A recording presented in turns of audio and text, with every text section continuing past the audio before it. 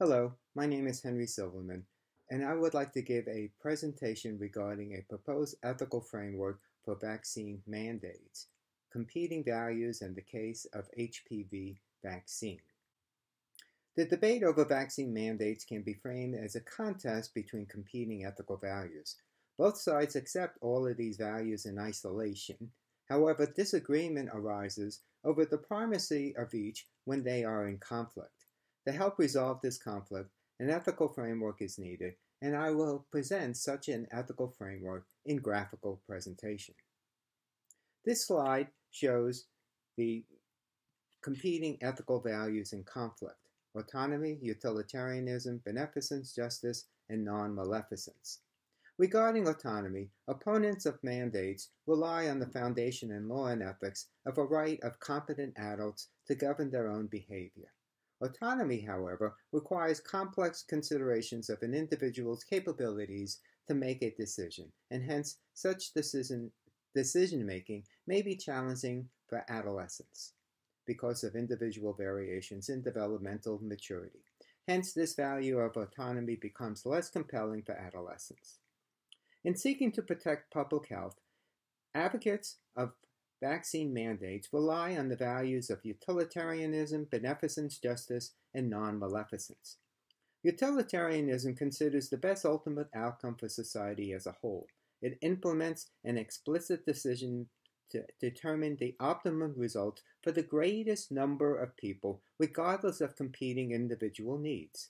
Debate may occur, however, regarding what number or percentage represents the greatest number of people.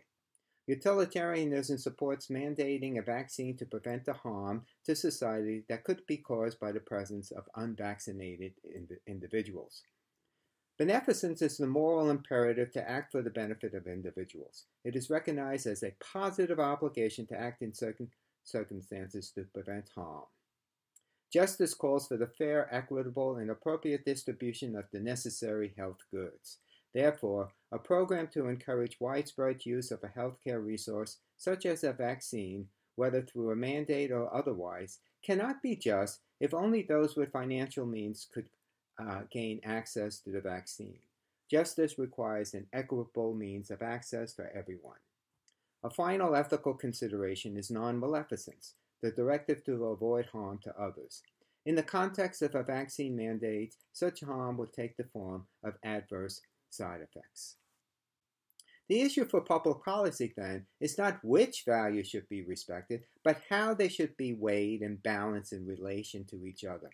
A framework that recognizes this balancing could facilitate a less emotional dialogue and focus debates on more clearly defined elements of disagreement, some of which may be amenable to resolution through empirical investigation. Such a framework can be conceptualized graphically as shown in this slide. In graphic form, the relationship between autonomy and harms to self and others can be represented by a downward sloping line on a graph in which respect for autonomy is measured on the y-axis and severity of harm from a disease on the x-axis. In this representation, respect for autonomy declines as the risk of harms grows. The interest in autonomy is most compelling when an individual's behavior causes no harm to him or herself or to others. It declines as actions threaten to cause injury to others. Refusal of a vaccination causes injury if it leads the actor to contract the disease or if it facilitates spread of the disease to others. The interest in beneficence can be represented with a line that slopes in the opposite direction. When the risk of harm from a disease is low, there is little need to help those who are susceptible. As the risk increases in terms of the severity of the disease, the interest in intervening on their behalf, for example, by forcing them to receive a vaccination, rises along with it. In this graphic scheme, the primary ethical value that militates against vaccine mandates, such as autonomy, and a value that militate in favor of a mandate, for example, beneficence, move along lines with opposite slopes. At some point, they cross. To the left of this point on the x-axis, the disease is mild enough or contained enough that the interest in autonomy exceeds the imperative to intervene on behalf of individuals or on behalf of the population at large. To the right, the severity of the disease elevates the interest in values such as beneficence. Considering vaccines in general, the general representation can be refined by considering the kinds of populations to which a mandate would apply. Three groups that warrant special consideration in this regard are children, healthcare workers, and members of the military. The interest of each in autonomy falls below that of members of the general public. Mandates such as HPV aimed at children limit the discretion of parents in this role. Such restrictions may grant less respect to autonomy when the ultimate object is to protect the children for whom adults care rather than the adults themselves. The other groups represented in this slide, healthcare workers and the military, are pertinent when vaccines are relevant regarding influenza virus. When this set of contests between competing ethical values is synthesized into a single graph, the interest in autonomy can be seen to intersect each of the others at a different point. The graphic framework balances the four ethical values that compete with the autonomy of children and their families to make decisions regarding administration of the vaccine.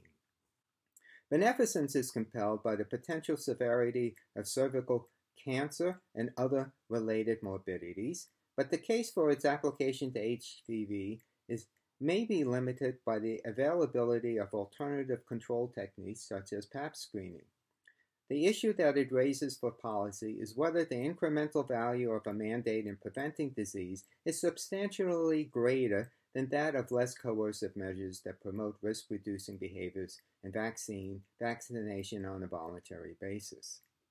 Towards the bottom of this graph, we have a line representing non-maleficence. Non-maleficence in relation to the HPV vaccine is respected when vaccine safety can be assured, which is not yet entirely possible in terms of long-term effects.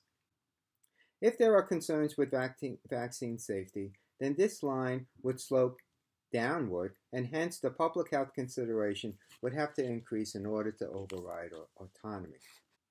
Considerations of justice apply because the vaccine's cost could limit access for those who are poor and uninsured.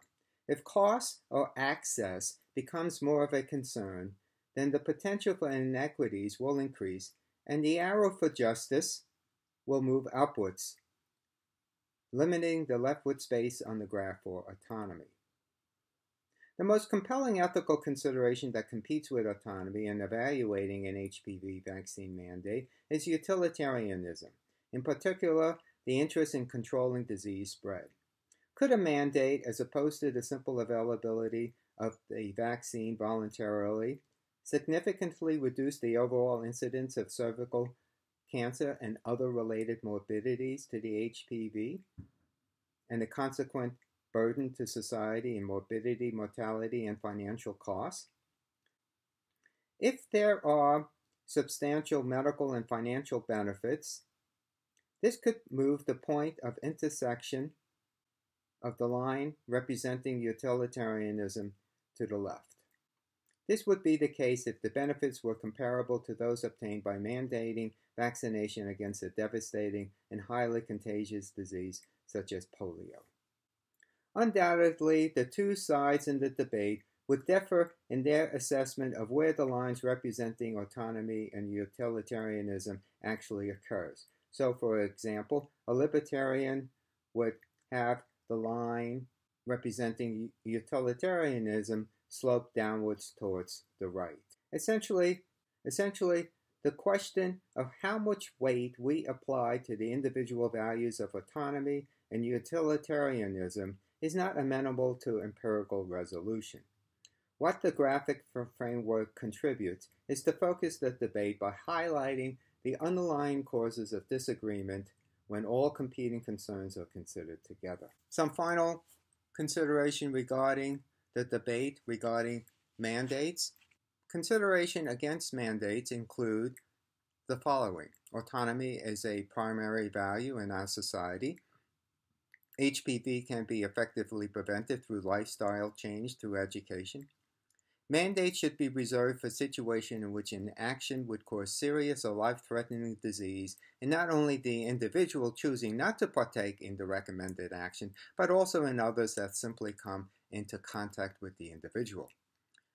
And finally, government resources could be more effectively allocated into education about cervical cancer and the value of the HPV vaccine. However, considerations for mandates would include the following. The rates associated with voluntary vaccination will resist educational efforts. Children are vulnerable persons and they should be involved in decisions regarding sexual health.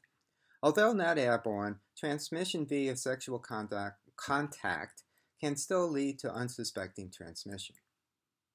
While beneficial, a large education campaign would be costly and difficult to evaluate effectiveness.